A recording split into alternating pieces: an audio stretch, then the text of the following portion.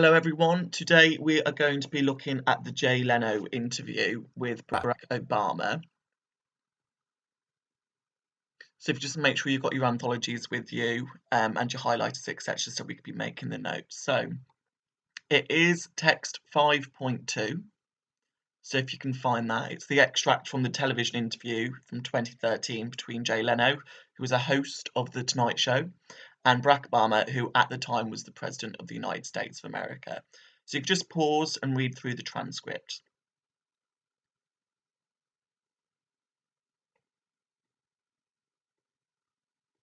Okay, so we'll go through PAM-TC. So the purpose of this is obviously to give airtime to the president and therefore to his party and his political views. On top of that, it's a platform for Obama to address the wide audience, America, the world. I mean, America is like a global power, and at the time there was some concerns about America and their strength, so he's trying to reassure the world as such. On top of that, more specific one for Leno, I would argue that one of his purposes is to gain viewers because he's interviewing the president. That's quite, quite severe. He's having this casual talk with Obama to start with. It's meant to be a bit humorous and comical, to show a different side of Obama perhaps as well, because at the start it's quite light-hearted. But then the true purpose is the whole thing is about Obama showing the issues surrounding embassy threats and embassy closings. And we'll come to the embassy context in a moment.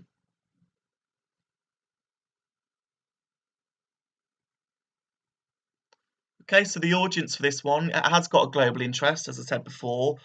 More specifically at this time, the citizens of the USA, they are the ones that will be voting for Obama, for example, and those that have political interest in the country. On top of that, fans of Jay Leno, so people that watch his show. He was a very popular host. I don't believe he does it anymore, but at the time, he was a big deal. On top of that, it's a hugely high-profile interview.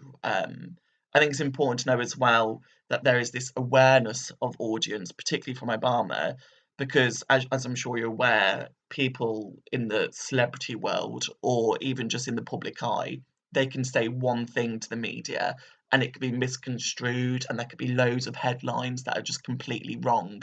So he has awareness of his audience, he's being watched like globally. So it might mean that what he's actually saying is obviously quite maybe rehearsed as such. He's got to be very careful not to say anything that can be used against him. So he's very aware of his audience. And as I just said there, yeah, that would influence the interview. He's got to be very careful about what he says. And I suppose Jay Leno does as well because he's talking to the president here.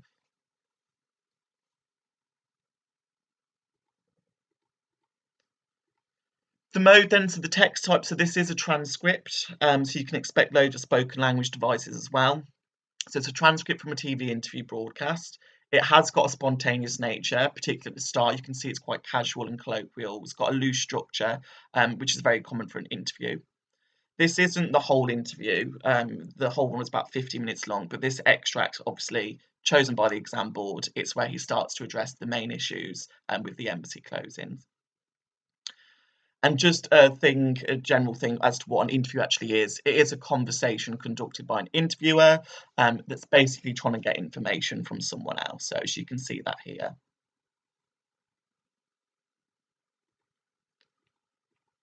Topicality then, so what is actually being discussed. So it starts off pretty simply, it's welcoming. He discusses the president's birthday celebrations.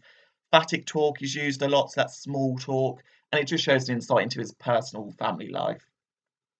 Then we move on to the serious matter about the embassy closings.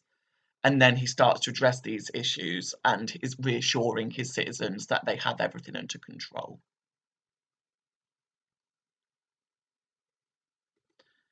And then arguably most importantly, this one, just so you understand what's happening to the context of this. So we'll start with, Barack Obama. He was an American politician, attorney. He was the 44th president of the USA, and that was from 2009 to 2017. You've got then Jay Leno, was an American comedian, actor, writer, producer, loads of experience within the media fields, probably why he can be trusted to interview Obama, and obviously it was for The Tonight Show.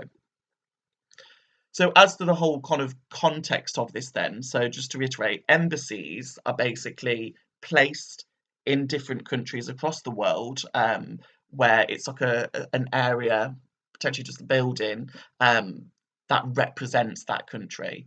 So hypothetically, we, the UK, has embassies everywhere, and if you were to lose your passport, for example, when you're on holiday in Spain, you'd go to the British UK embassy, because that's where representatives are of that country. So you've got these American embassies in vulnerable places in the Middle East, etc., where obviously there was quite a lot of conflict going on. So people were really, really kind of worried about these embassies being attacked, for example. And there was an attack in 2012, just a few months before, in Libya, where I believe about 14 American citizens, workers were killed. So there's always talk in the media about embassies closing, and that's what this kind of whole interview is about. So on top of that, then you can kind of understand why there's the worry. But he does also remind America as to all of the achievements they've had. So he talks particularly about how Bin Laden, how they kind of conquered him. So they captured Bin Laden and executed him as such. So I'm sure you know who Bin Laden is, but he was believed to be the one in control of the September 11 attacks, which is obviously just huge, huge media and huge terrorist attack. So obviously the American citizens were overjoyed when he was overthrown, etc. But again, so he is trying to get across all the things that they have done since he's been in power as well. Okay. So we're going to start doing our annotations. So remember, just highlight your key evidence, then your terminology, and then the analysis. Some of this terminology is the spoken language terminologies. You might need to go look back at some of them, like your back channeling, etc. And you may come across more yourself. So please add them notes too. So we go to the very start then. So we've got this nice introductory exchange. So welcome the President of the United States, Barack Obama. Welcome back, sir. So you've got your proper noun there to start with, President of the United States. It's an introductory framing device, basically just an introduction. Shows the respect Leno has for the president, but also by saying the President of the United States, that introduction shows Obama's authority from the beginning. Then you've got this very pleasant exchange between them. Thank you, it's good to be back. And everyone applauds it, and the president repeats, it is good to be back. So you've got this declarative. It signals a relationship between them, so he's clearly been there before. Allows the interview to be a bit more personal because they've clearly got this bit of a relationship, and it allows the audience to see that, he's more than just president, that he is a human too.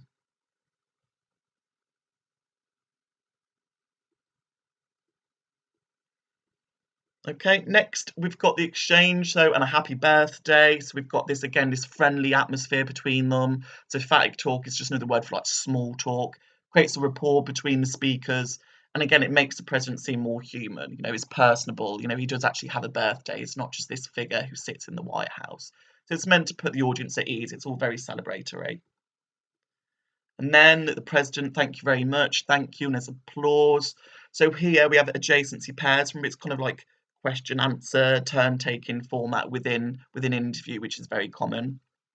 So you've got this, it's very clear, it's a common convention of an interview. It shows respect, it builds and creates this nice rapport between them. But he also seems quite humble and modest, like, oh, thank you very much, thank you. So again, he's coming across as generally just kind of a nice guy at this time.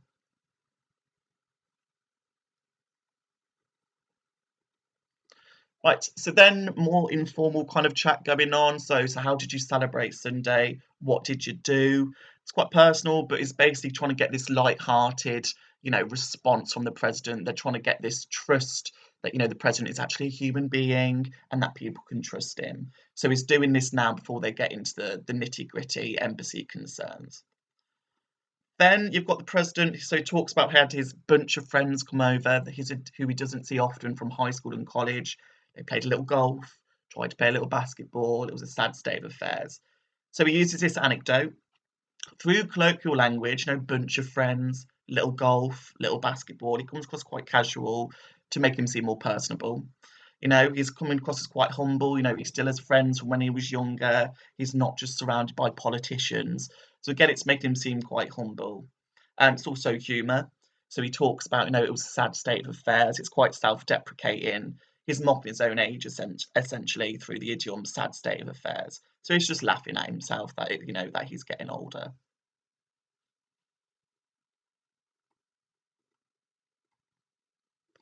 Right, we've then got further colloquial language from the president when he says a bunch of old guys, where's the ibuprofen and all that stuff. Very casual language there. But again, it's relatable. He's trying to gain this trust from the audience and basically just show that he's a normal person like everyone else. And then Leno, declarative, but you're pretty competitive. It does serve with a bit of an interrogative function here. It's trying to provoke a response here. It is just a statement, but it is acting as more of a question. So, very common interview technique. He's trying to get the president to elaborate further, but it shows that they're quite comfortable with each other.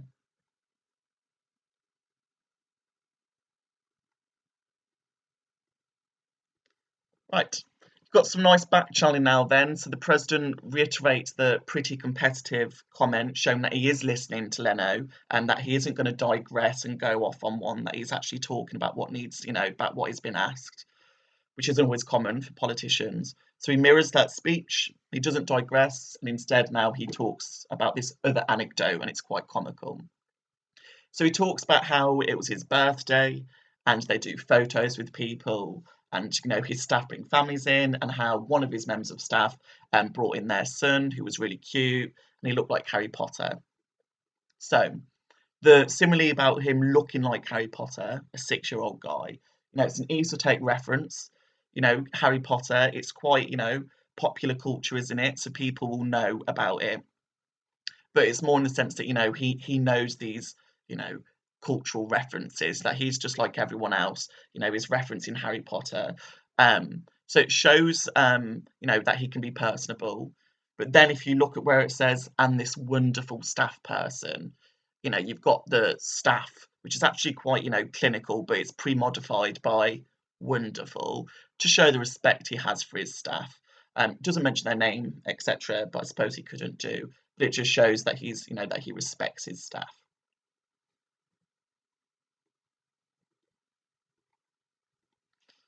Right, moving on then, we've got this reported speech. So he goes off to do, to more or less perform this exchange he had with this 6-year-old or 7-year-old, as it says here. Um, so he embeds this exchange between them. It's quite satirical. It's like self-deprecating again. So he's saying, how old are you going to be? He said 7. He said, how old are you? I said 52. He said, whoa, whoa, whoa. So again, that exchange, even the way it's delivered, it's meant to kind of create this kind of humour. Then it ends with, so this kid, he looked off in the distance, he was trying to project. In other words, this kid looked off more or less to be like, how old can that even be? How can someone be 52? So again, we've got satire here, dark humour, but in like a self-deprecating, comical way. In the context of it being Obama's birthday as well, it adds extra humour because maybe he's feeling insecure about his age. And therefore he's like, oh, okay, now a child is basically saying that I'm old. And it's meant to be quite funny.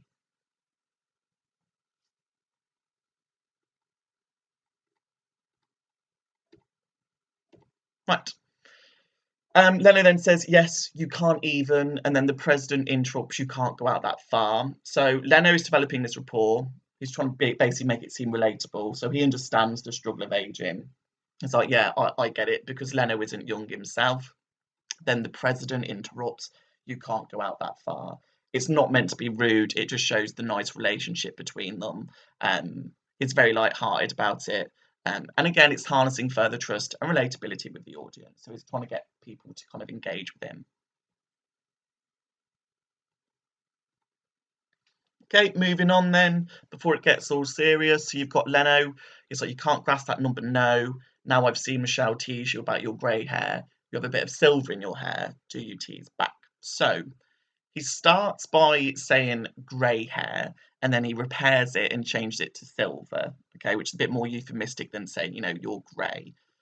So it is comically antagonising Obama, it's a bit tongue-in-cheek, but the fact that he does change it from grey to silver maybe shows that he thought that maybe he'd overstepped the mark and he didn't want to cause too much offence because he is speaking to the president. So it shows that sense of self-awareness. Then the president just replies back very briefly, no. So you've got that short exclamation no, it's meant to be quite comical. He wouldn't dare tease Michelle back, his wife. So Michelle is obviously his wife. So again, firm and comical effect here. It just makes him seem quite relatable, and it's quite the stereotypical, trope within relationships that, a man wouldn't dare mock his wife, for example. So he's trying to come across as quite relatable, and that's when he says that's why we're celebrating our 21st anniversary, because he wouldn't dare antagonize his wife. So again, maybe particularly the male audience will be able to understand that and kind of relate to him in that way.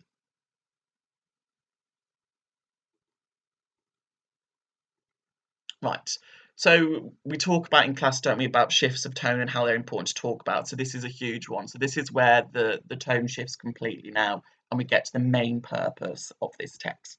So he says the pronoun everyone, and he says everyone is concerned about these embassy closings. And then obviously before that he says, I've got to ask you about this. So it's the purpose of the interview, as I've said before. Leno is basically acting as a voice of the nation. He's speaking on behalf of, the American citizens. He's the voice here. Everyone is getting worried that embassies are closing. Sorry, what does that actually mean? Are people in danger? Are there going to be more attacks like the one in 2012? So again, it's like Leno feels obliged to ask that question. However, it is also his job because he's an interviewer. He then ends with, how significant is this threat? So it's formal language now, and it's an interrogative, obviously, it's a question. But all this colloquial language from before is gone. Significant is this threat. It's very kind of controlled because it's such an important topic now. It's more assertive because the political exchange is about to begin.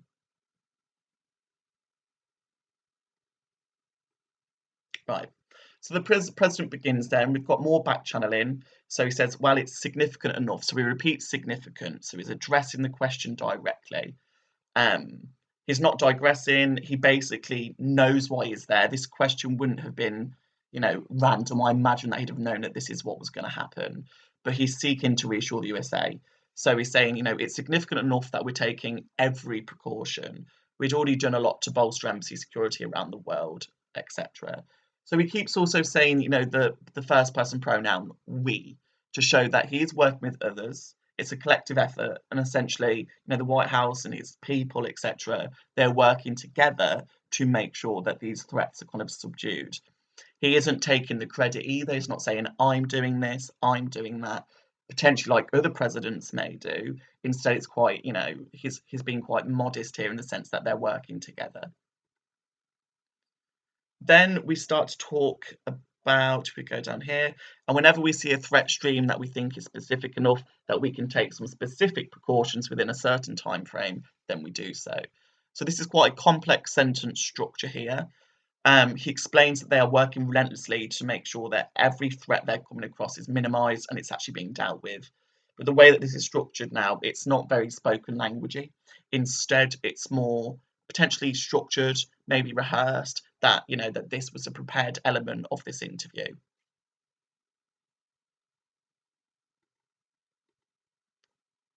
Okay.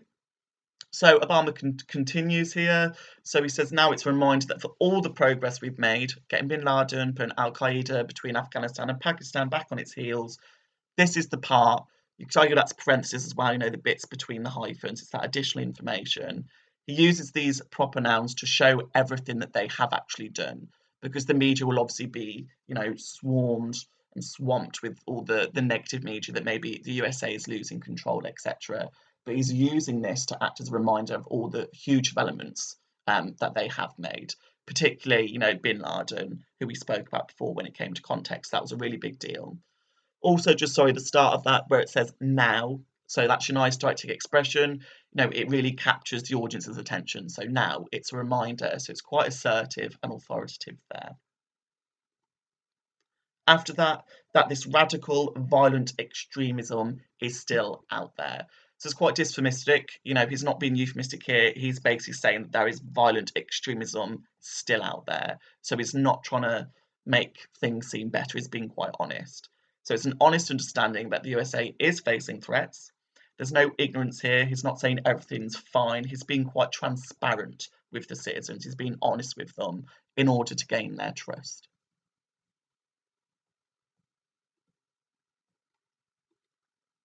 Okay. We now move on to when he starts talking about the people who have been working in these embassies across the world, particularly within the Middle East. So he says it's also a reminder of how courageous our embassy personnel tend to be. So you've got your nice adjective courageous. He's basically offering his gratitude and respect for those working in these vulnerable areas. It's a very dangerous job, particularly at this time. So basically, he's trying to give them kind of some support. He's trying to uplift them. He then talks about some of the reasons that he can't solve everything, I guess. He says that in these places, these embassies abroad, um, that they're ill-equipped to provide the kind of security that Obama wants because they're not his countries. You know, you have these embassies in different countries, but it doesn't mean that he has any control there. And these other countries may not have, the support needed to make sure these people are safe. So you've got the euphemism here, ill-equipped, because when you look at it, people are dying. They're facing, attacks like the one in Libya in 2012. So ill-equipped seems a bit modest in terms of things, but he's acknowledging that people are sacrificing their lives to represent their country and to offer support in other countries. Have added there that maybe he's shifting some of the blame onto the other countries, and that it makes him seem a bit helpless because he can't do anything.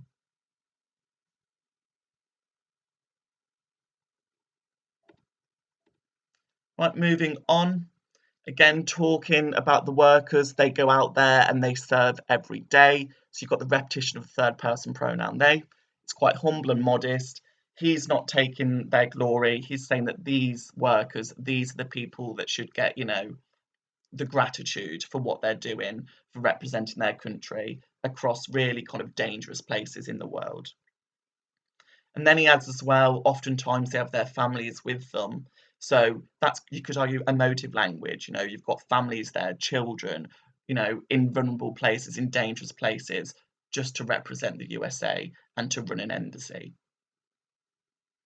Then addresses that they don't get enough credit. So maybe that could link to his purpose, a purpose to kind of give them the acknowledgement they need to kind of persevere in these difficult times. And then he says, so we're grateful to them and we've got to do everything we can to protect them. So you've got your pronoun everything, more or less showing the lengths that he will go through, as president to make sure that everyone is safe. So it foregrounds that he'll do everything in his power to protect the embassy workers, again, trying to get the trust and respect from the citizens. I would say, however, he's saying that we've got to do everything we can to protect them. Slightly ambiguous. He's not giving too many details as to what they are specifically doing to kind of stop these embassy closings and to stop the threats that face them. But at the same time, he wouldn't really be able to go into more specifics because it'd be a security breach and it might make these people more vulnerable. So again, it's just showing that he's very aware of his audience. He's very aware that he has to be careful about what he says. Okay. So that was the president interview with Jay Leno. So again, quite a lot there. You may want to go through again, making sure you've got your devices, your evidence, etc. And just be considering, about his presidential role. Right. Thank you.